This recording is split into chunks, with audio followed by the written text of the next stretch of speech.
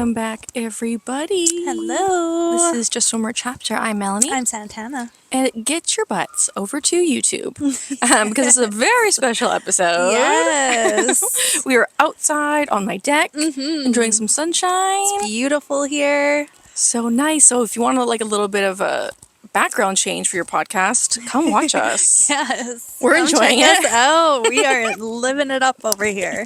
And let us know if you like it. Even if you don't, we're still going to do it. Yes, exactly. Any excuse for us to be outside. Yep. We will take it. June is Pride Month. Yes, happy Pride. Happy Pride. And we thought for something different. I know we already did a recommendation of books for the month of June, but we thought we would do books that are specifically for the LGBTQ plus community. Yes, definitely. So, yeah. I have some good ones here too. There's some ones that I've had on my list that I've wanted to read. Yep. And so this is like a perfect month to shout them out. Yes. I'm excited. So let's just jump right into it. Yeah, definitely. What is your first one? I have I Kissed Sarah Wheeler by Casey McQuiston. Chloe Green is so close to winning. After her mom's moved her from Southern California to Alabama for high school, she spent the past 4 years dodging gossip, strict rules, and the uptight atmosphere at Willow Grove Christian Academy. The one thing keeping her going, becoming valedictorian. Her only real competition, Sarah Wheeler, sorry. I misspelt it here. Sarah Wheeler, the principal's golden girl and the reigning prom queen. But then just a month before graduation, Sarah kisses Chloe and disappears. Determined to find out what happened, Chloe sets off on a mission and quickly learns she's not the only one Sarah kissed. There's also Smith, Sarah's longtime quarterback boyfriend, and Rory, the rebellious neighbor with a thing for her. Excuse me. The three of them have almost nothing in common except Sarah and the trail of cryptic notes she left behind. Now they'll have to team up to follow the rules, follow the clues, crash a few parties, break a few rules, and uncover a lot of secrets, all written in Sarah's perfectly monogrammed stationery. Ooh. Little mystery. I like that. That sounds cool. Yeah. My first one is Don't Let the Forest In by C.G. Drews. This one was on my TBR list for a while. Oh, yeah? Yeah, the cover is so creepy and so cool. Ooh, love it. I love when a cover just kind of pulls you in. Yeah. I don't care what the story is, I want to read it. Agreed. Once upon a time, Andrew had cut out his heart and given it to this boy, and he was very sure Thomas had no idea that Andrew would do anything for him. Protect him, lie for him, kill for him. High school senior Andrew finds refuge in the twisted fairy tales that he writes for the only person who can ground him to reality, Thomas, the boy with perpetually ink-stained hands and hair like autumn leaves, and with his twin sister Dove, inexplicably keeping him at a cold distance upon the return to Wickwood Academy. Andrew finds himself leaning on his friend even more, but something strange is going on with Thomas. His abusive parents have mysteriously vanished, and he arrives at school with blood on his sleeve. Thomas won't say a word about it and shuts down whenever Andrew tries to ask him questions. Stranger still, Thomas is haunted by something, and he seems to have lost interest in his artwork. Whimsically macabre? M-A-C-A-B-R-E. Macrame? I don't know, yeah. Whimsically, close enough. Sketches of the monsters from Andrew's wicked stories. Desperate to figure out what's wrong with his friend, Andrew follows Thomas into the off-limits forest one night and catches him fighting a nightmarish monster. Thomas's drawings have come to life and are killing anyone close to him.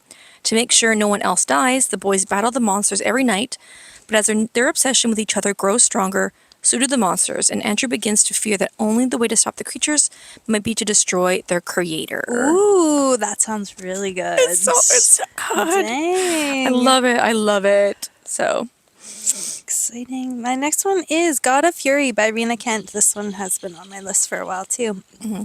I am not attracted to men, or so I thought, before I slammed into Nikolai Sokolov. Sorry, it's like some Russian name. A mafia heir, a notorious bastard, and a violent monster.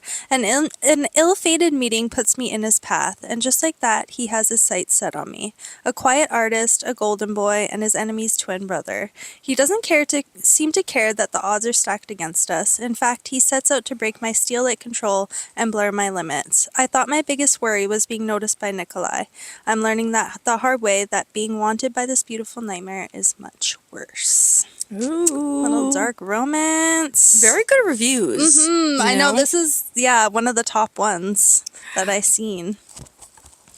She apparently, I haven't read anything by her just yet, though. Yeah. Right? I think you attempted to read. Was it? It was her. Yeah. That's right. Yeah, and you were like, no. Don't think you. That's like another book that I just attempted to read, Kiss of the Basilisk, which is on our table here. I can't remember the author's name, but it was gifted from a friend, and I started to read it, and she told me like it's really spicy, like it's out there. And you know, we've read a couple books that are out there. Yeah. So I started to read it, and it's about. There's always like these girls who are trying to find their way to, I think, like a king or something, the next like prince or something. Yeah. So they get training, and they get training by these, a basilisk is like a snake. Oh, okay. And they get trained by like these snakes to learn how to pleasure the prince. Oh, I think you were telling me about this one. Okay. And so that's what the story is. And I didn't get that far away through. They go to like these caves, and the basilisk chooses them, and then they have to stay there, and they'll teach them how to like pleasure. Okay, so spoilers, I guess. I guess it's not too bad. They get to this part where the girl's talking to her snake, and he asks her to like, okay, you have to strip down and show me your body. Yeah. Whatever, fine. It gets to the point where just the line, like it irked me, was he asked her to open up. I was like, I'm out. Stop. I'm out. Stop. I had to close the book. And he's like, no. And he's like a snake. Yeah. So well, they go. I think they transform into like the human form because to practice. Yeah, you're like wild. I just got your visual. Slither up in there. But like just when he was like open up, I was like, oh no, right now. No thanks. I heard good things about that one though. There's tons of reviews about it. Yes. No, my girlfriend loved it. So I was like, okay, I'll read it. I just was not. I'm not ready for it. No, not quite yet. Got to be in the mood for that one. Too funny. Most of the books, or I think all of the books, except for the one I'm going to talk about. I don't know about you, but all of them are out already. Yes. Yeah. Yep. Yeah. Same. Except for this one specific book I'm going to talk about is another C.J. Drews, the same author as the previous book I mentioned. This one expected to come out the 28th of October. We always lived in the castle. Evander has lived like a ghost in the forgotten corners of Hazelthorne estate ever since he was taken by his recluse billionaire guardian, Brian. When he was a child, for his safety, Evander has been giving... Oh, that was terrible, sorry. I'm going to restart, you guys. That was terrible. I hate like when I mess up. I know, I'm the same way. I'm like, oh. It's hard like to keep going sometimes. Yes, it's like, it's giving like you're reading in class. 100%. And you're like, it brings me back every time we do these. I'm like, fuck. Everyone's listening to you. You're like, okay, don't mess up. Don't mess up. Oh, I hate you. You're like so fast, your part's over with. Yeah. 100%. Do you guys does that bring anyone else back? Terrible. Okay, let's start this over. Evander has lived like a ghost in the forgotten corners of the Hazelthorne estate ever since he was taken in by his recluse billionaire guardian, Byron, when he was a child. For his safety, Evander has been given 3 ironclad rules to follow. He can never leave the estate. He can never go to the gardens, and most importantly, he can never be left alone with Byron's charming, underachieving grandson, Laurie. That last rule has been in place ever since Laurie tried to kill Evander 7 years ago, and yet somehow Evander is still obsessed with him. But when Byron suddenly dies, Evander inherits Hazelthorne's immense Gothic mansion and acres of sprawling grounds, along with the entirety of the Lennox Hall's family's vast wealth. There's just one caveat. He must choose a new guardian amongst Laurie's scheming, backstabbing relatives to help manage the estate until he turns 18. Except Evander's Shura's guardian was murdered, and Lori may be the only one who can help find the killer before they come for Evander next. Perhaps even more concerning is how the overgrown garden is refusing to stay behind its walls, slipping its vines and spores deeper into the house within each passing day. As the family's dark secrets unravel alongside the growing horror of their terribly alive, bloodthirsty garden, Evander needs to find out what he's really inheriting before the garden demands to be fed once more. Ooh. Love it. Okay. A young adult, like a garden that has a mind of its own, that's fine killing people. That's a cool concept. I like that. Yes, and like her artwork, I think it's a girl. Her artwork is so... Yeah, I love that. Who she chooses to, or I don't know if she draws it. I love it. It just brings you in. Yeah, You're like, what's the story? It's so important sometimes to have a good cover because Yeah, some invest. covers I'm like, oh, like that pen pal I read. It's like some naked dude on the cover, but the book was actually really good. But it turned me off for so long because I just don't gravitate towards that. You know? Yeah, like with the community expanding, it's no longer having to be those naked men. Like, pick a section of your book and invest in someone to draw it. 100%. Like I do appreciate when they just don't do words, when they really put effort into their covers. I agree. Like, it makes a huge deal. It does. Alrighty, I have Kiss Her Once for Me by Alison Cochran. A year ago, Ellie Oliver was living her dream. She had just moved to Portland, landed her dream job in animation, and had a magical Christmas Eve meet-cute with a woman in a bookstore. One unforgettable night later, Ellie was totally smitten. But by the next morning, everything fell apart. Heartbreak, betrayal, and soon after, the loss of her job.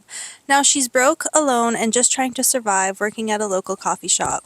Then one night, her landlord, Andrew, makes a wild, drunken suggestion, a fake marriage. He'll get his inheritance, she'll get some much-needed financial help, and a break from loneliness. Desperate, Ellie agrees. They'll spend the holidays together at his family's cabin to make the story believable. But when Andrew introduces Ellie to his sister, she freezes. It's Jack, the woman from the bookstore, the one who got away. Now Ellie has a chance to stay safe in a fake relationship or take a chance on something real. Ooh. Love it. Cute. Sorry, because you guys are outside, you might hear a bunch of crows cawing behind us. You get some nature sounds today. Exactly. Yeah, adds to the vibe. The vibes. We have water running in the back, my creek. My Darling Dreadful Thing by Joanna Van Veen.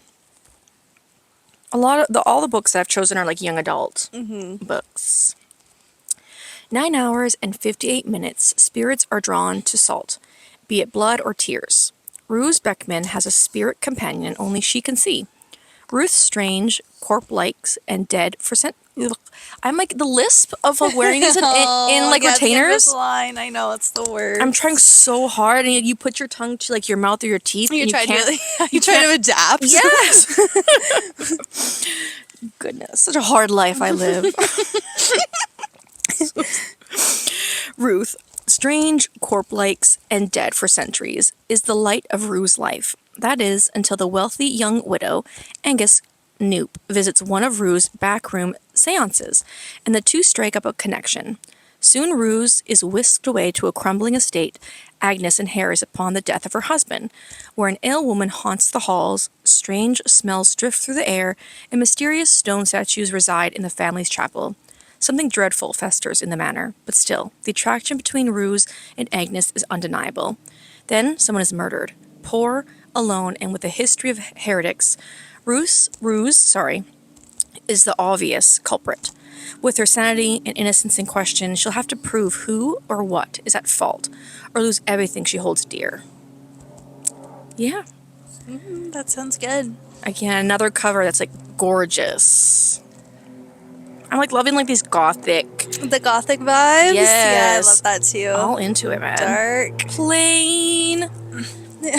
Live near an airport, that's what happens. I have The Tragedy of Felix and Jake by J. Daniels. They say the best way to get over someone is to get under someone else. They say the best way to stay sober is to love yourself. I'm great at making bad decisions. Addict, checked. Poor impulse control, check. Obsessed with the guy I'm sponsoring, check, check, check. There's no one worse for me. Sorry. There's no one worse for me to want in my bed than Jake Tully. He's a hot and grumpy and literally a terrible idea. Terrible, worse, no one has ever made me feel the way he does. Valued. But here I am again, thinking about him.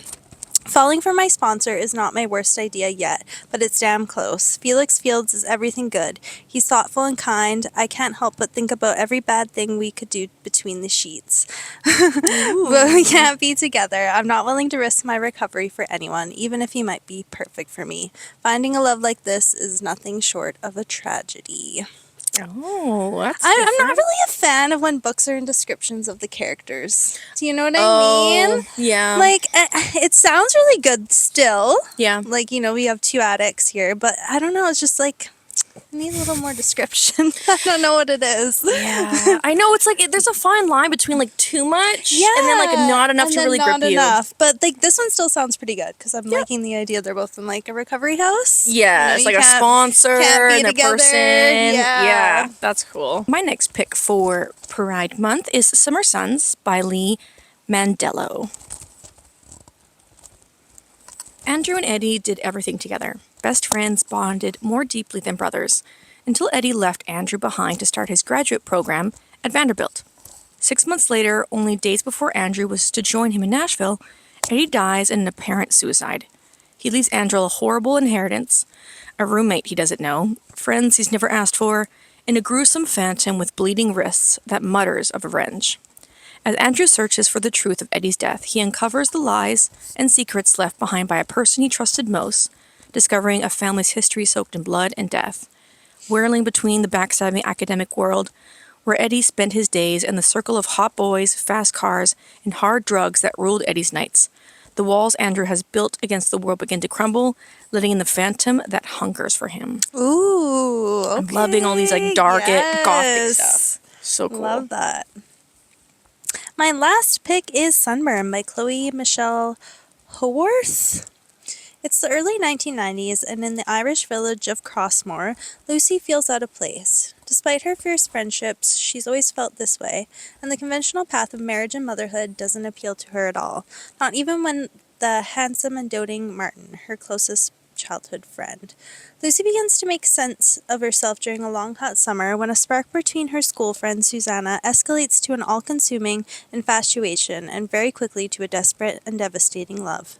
Fearful of rejection from her small and conservative community, Lucy begins living a double life, hiding the most honest parts of herself in stolen moments with Susanna.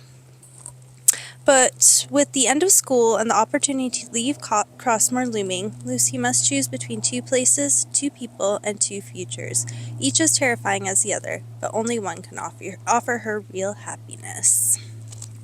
This one's interesting because in the 90s in Ireland, being gay was actually a crime. Wow. Yeah, so I think that's because it's set in the early 1990s. So. Yeah. Wow, crime then. Holy crap. Isn't that crazy? It was criminalized. That's wild. Yeah, a lot of different countries and places had it a lot less. Yeah. But I didn't think Ireland was that far behind. Yeah, that's what I thought in the too. 90s. I was surprised because the 90s wasn't that long ago. No, and I know it wasn't legal to marry someone then, but to be illegal to be with them. Insane, right? That's wild. Yeah, so that's really interesting that's the year and that's the backdrop. Yeah. So my last pick for this month is Wilder Girls. This is book number 1 by Rory Power. It's been 18 months since the Raxter School for Girls was put under quarantine. Since the talks hit and pulled Hetty's life from under her. It started slow. First, the teachers died one by one. Then it began to infect the students, turning their bodies strange and foreign.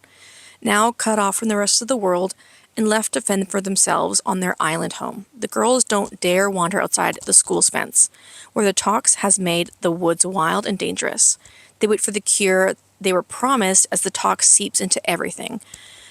But when Bayek goes missing, Hetty will do anything to find her, even if it means breaking quarantine and braving the horrors that lie behind the fence.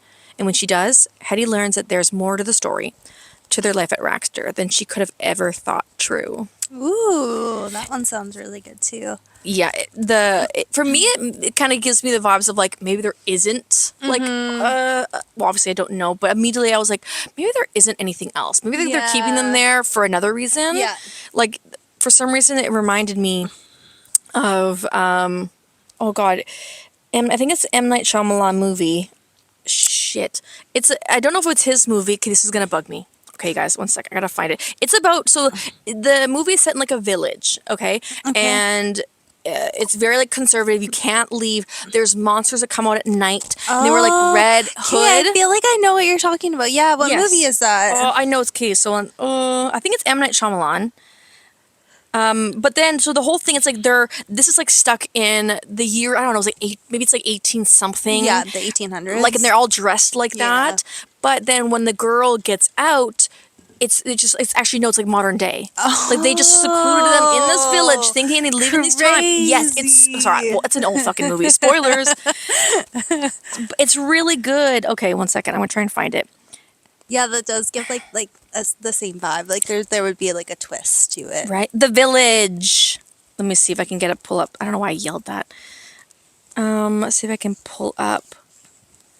That's the cover. Okay, yeah, I think I've seen that, but like a long time ago. Yes. Yes. It's like an older movie. Mm-hmm. It's such a good movie, and because I don't think you ever see like the creatures, or one girl thinks she sees the creatures, but they've just been like manipulated to think that they're to control them. Yeah, it's such a good. He's really good at like taking weird turns. You're not expecting it. 100%. He's really good at that. Yeah.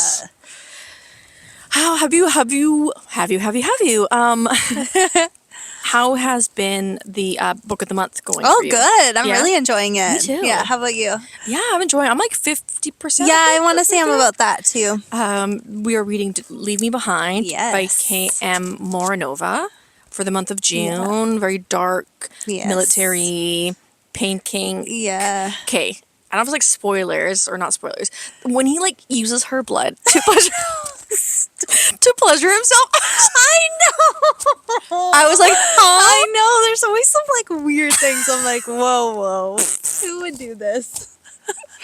I can't. He is like a psycho. Yeah, like exactly. Like their kink is pain, like inflicting pain. Yeah. So like obviously that's their kink. They're gonna get pleasured by that. Yeah. But like it's like when he just like jumped straight into it, I was like, whoa. I know. Here we go. All right. I was like, we're in for it. But like the story itself is it's good. Yeah. Yeah, it's got a good storyline. Yeah. I'm enjoying it. I'm enjoying it too. And I think it's just like a standalone too. Yeah, I think so. Yeah, I don't think there's going to be I know previously, like the reason why I came into my I guess my TikTok or anyways was that people were reviewing it, but it wasn't like published by a big publisher, and I believe it's like being picked up. Yeah. So yeah, that's what I seen too actually. Yeah, because it wasn't like a huge like takeoff for the book. I think it's just slowly been going, right? And so now I think a new publisher's picked it up, and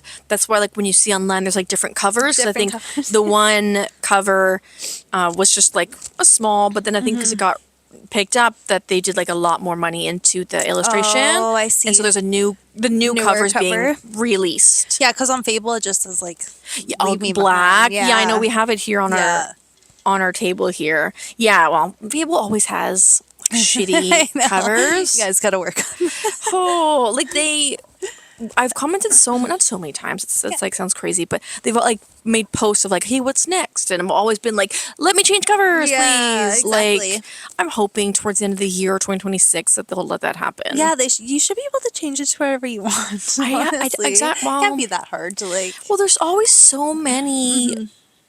Different, like when you go on the list, like there's probably like 3 different Leave Me Behind by the same author, and I'm like, how is that exactly in my like annoying ADHD brain? I click every single one because I want to make sure that I'm on the right one. Yes, 100%. Like I did that for The Night and the Moth. There's like 4 of them. Yeah. So now my Fable thinks I've read 4 books, extra books. Like no, it's just one. Thanks though. But like my annoying ass has to pick all of them. I know. Oh, so ridiculous. Well, those were our books for the month of June for Pride Month. Hopefully we will do more like specific Yeah, like cool themes and stuff, whatever we can think of. I'm really excited. Like, I'm loving summer. I don't want summer to go away, but I'm excited to choose fall books and like Yes, I horror know. books, Me you too. know? I love that season. But like, even because you've read more than me, but like, I just love hearing about these books. Yeah. Oh, totally. I do want to read them. Okay, well, we're going to end this episode here. Hopefully, you guys enjoyed the different Change of background. scenery. We've had to move the setup twice. Yeah. If you're watching, the sun is like creeping out on us. But yeah, let us know, were any of these books interesting? I'm not really much of a reader that goes by like genre. Like I know we just talked about that, but are you like a mood reader, or like do you want to choose books, or do you try? Sometimes, like, I don't know, I won't read like. I like to read summer books in the summer. Do you know what I mean? Yep. Yeah, Yeah. that's the kind of vibe I go for, and like thrillers and horror. But do you stick with it, or is it kind of easy? It's kind of all over the place, Yeah. honestly.